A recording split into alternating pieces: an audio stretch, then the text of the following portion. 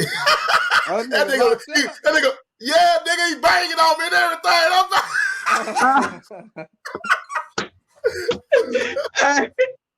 And that's my I went up too, right?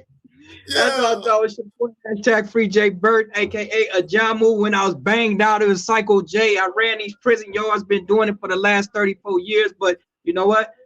Be honest with you, I've been bringing the Bloods and Crips together in these prisons. Also, I'm an author. This is one of my books right here called The Life and Times of an LA Blood by J Burton. That's on Amazon. Y'all go check that out. I'm also a CEO of Rich Mindset, co-CEO of my comrade, Joseph P. Langdon.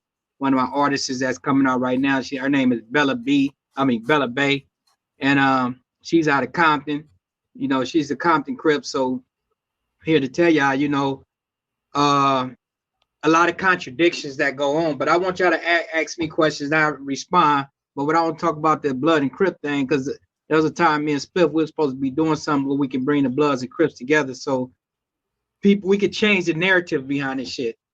And I'm one of the ones I could speak on this. You feel me? Because like I said, I've been down 34 years. Actually, I'm going on 35 years since I was 16 years old. And we talk about banging. I'm one of the ones that you actually could talk to about the gang lifestyle, but how when we come to these prisons, you know, shit changed. What I mean by shit change is like we out here doing all this wilding out shit, but when we hit the prison yards, we together. You see the contradiction in that? Yeah.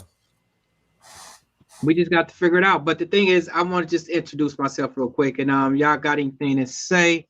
Anything? I mean, I'm gonna ask how early my ability. How early did that walk of life start for you? Well, I grew up in Watts, California.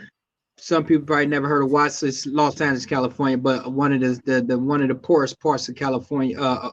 Yeah, in Los Angeles back then in the 60s and 70s, right? So I grew up where all that shit started at. So it was natural for do I use the word natural? It's basically something that damn near all me and my friends until we became gang members, homeboys and homegirls, we all grew into.